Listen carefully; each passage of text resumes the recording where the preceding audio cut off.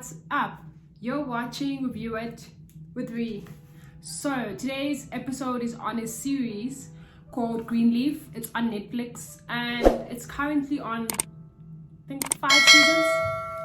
So it's basically based on a family that owns a church, and not just owns it, but is also, how can I put it? It's basically a pastor, well, a bishop, and his family that run this church, and they are well respected. They're seen as a good family, you know, the church looks up to them, all is great, all is grand. And what happens is, there was drama, and every family has its drama, you know. It's not going to be peaceful and great and amazing all the time. So what happened was, there was things that was going on with one of the children, one of the sisters called Faith, and eventually it led to a point where Faith commits suicide. And in a church family, that's like taboo. It's like, what do you mean? Like, what happened? Why would she do that? You know, and you know, Christians, they're so judgmental, obviously. So it's just like spirals and causes drama in the church, in the family, and just everybody, you know.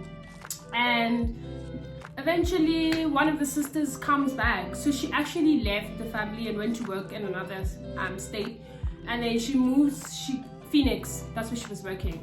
Then she comes back, which is Memphis, which is where the family stays.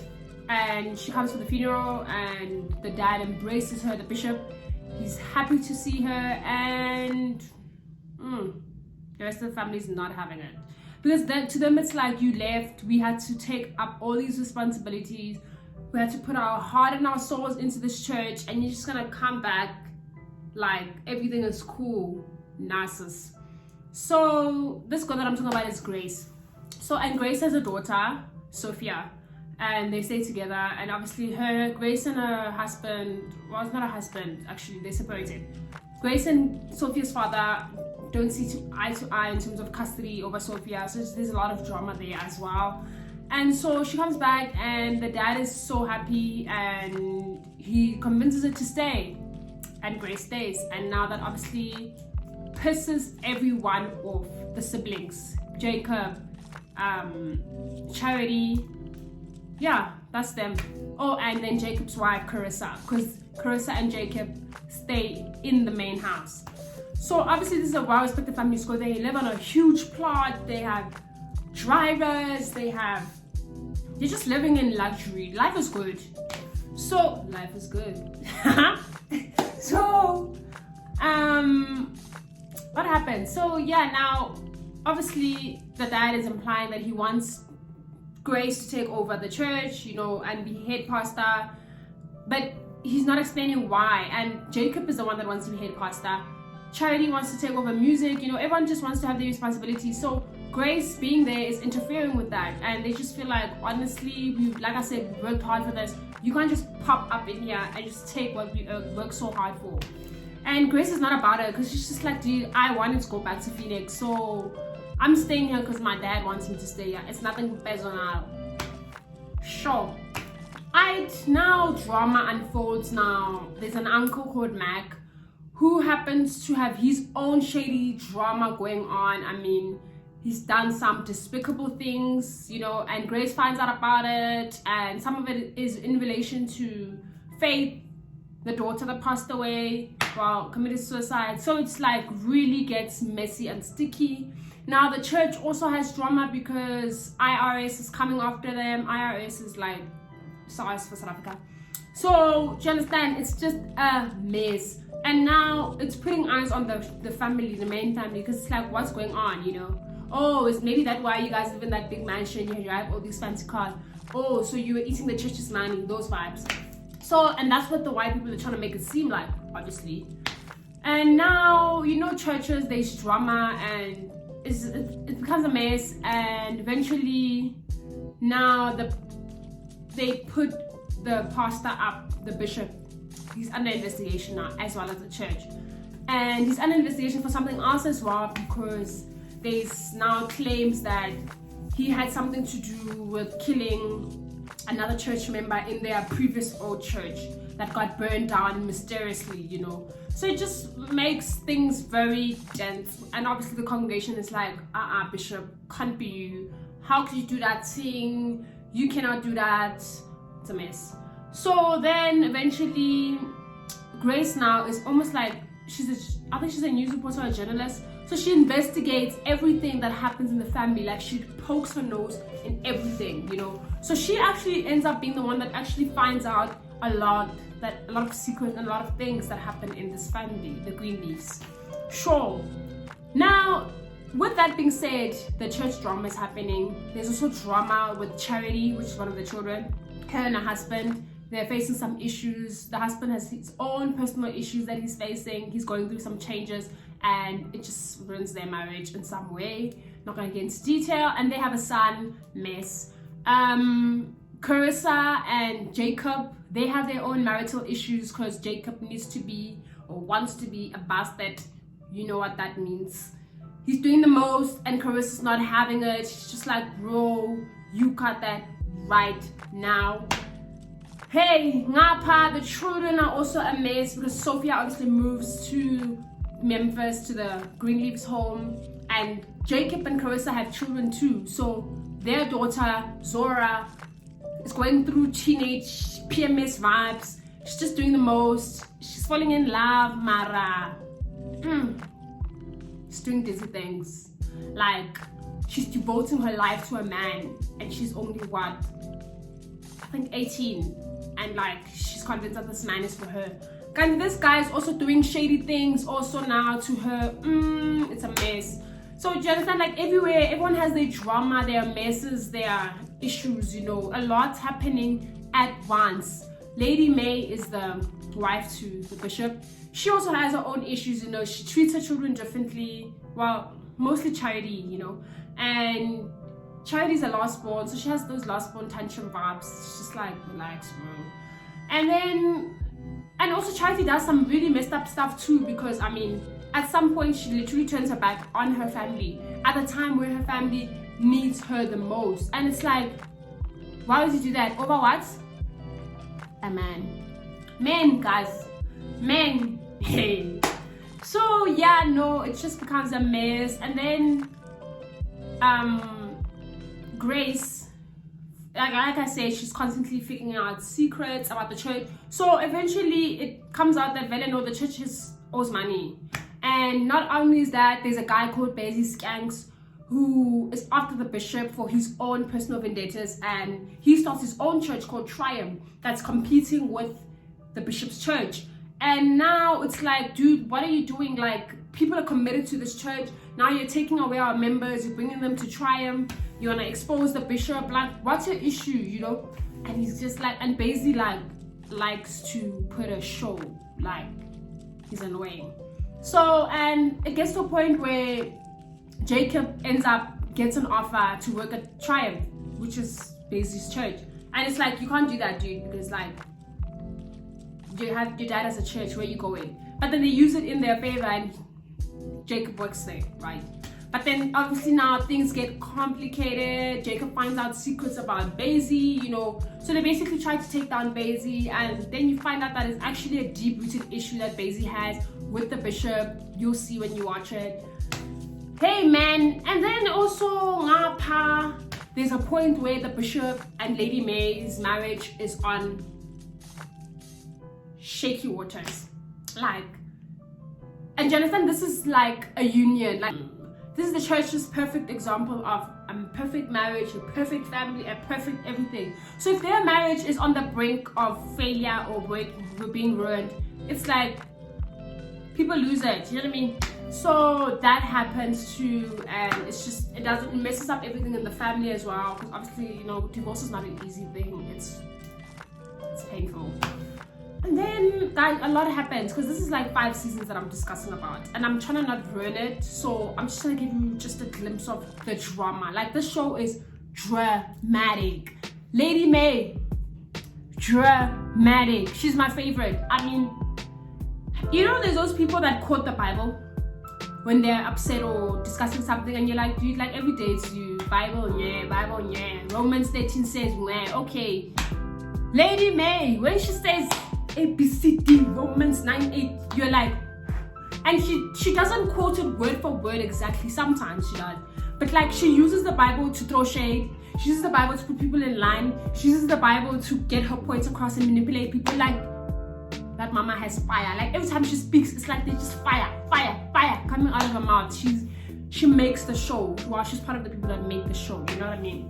And then there's Mavis, who's actually Oprah Winfrey, who's actually one of the directors of the show. She is the sister to Lady May, and their relationship was not good at all. I mean, firstly, Mavis owns a whole pub, a whole club basically.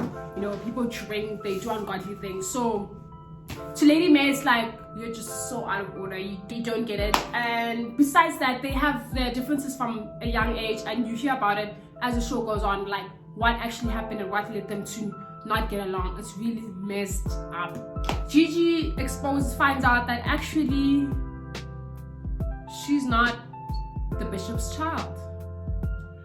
And it's like, whoa, what do you mean? And then you find out that there were secrets that were involved in terms of the marriage of the bishop and Lady May. So that is even just like a mind blower, because it's like, how does this happen in the church's main family? Do you know what I mean?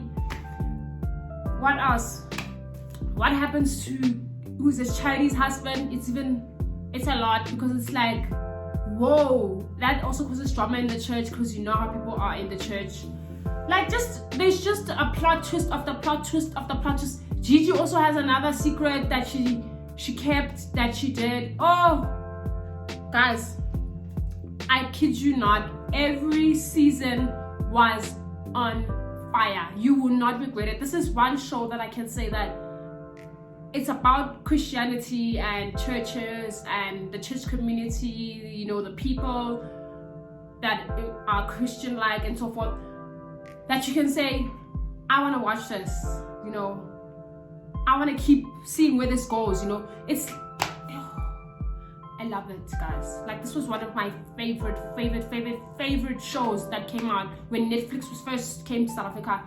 I binge watched this thing. I think mainly the biggest reason why I actually like this, and I think I should have started with this before I just went on and on and on. I'm sorry. But the main reason why I like the show is because, I mean, it's realistic, you know, in the sense that in church communities, I'm not from I can't say that I have a church community or whatever, but I have friends that are pastors' kids, and I have friends and family that are very committed to churches and so forth. And I hear about things that happen in their churches, their community, and so forth. And first of all, Christians are so ungodlike. Let's just start there, okay? So, and this show shows you that. So that's the first thing that I like that's realistic about it.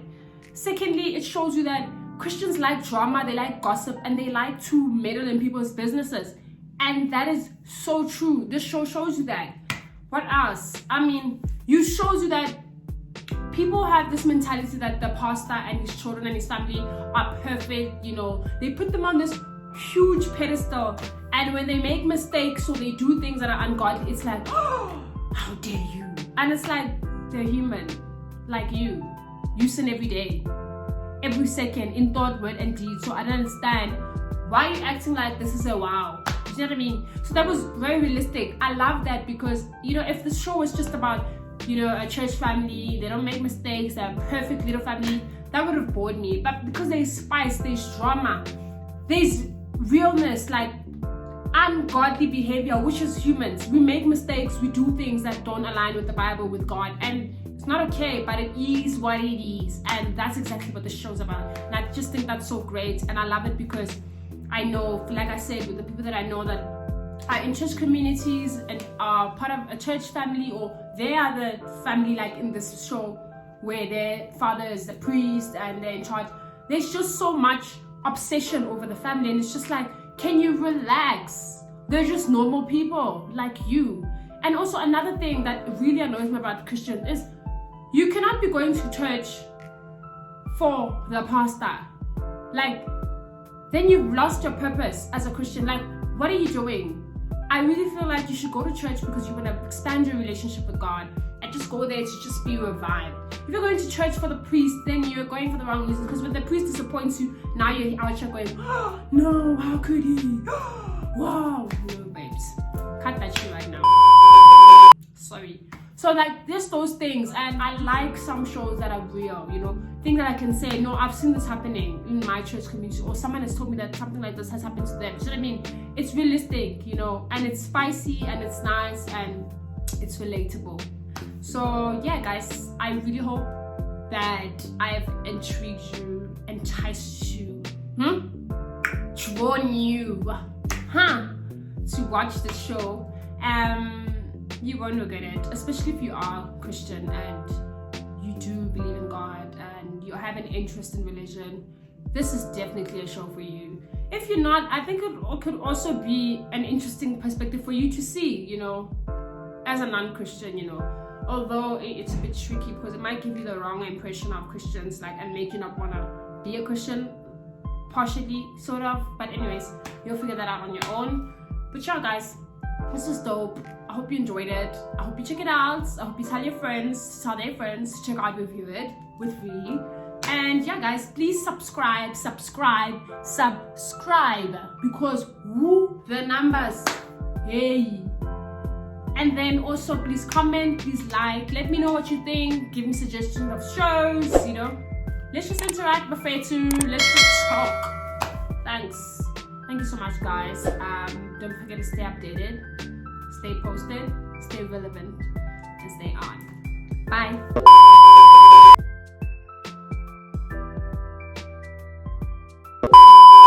The storyline.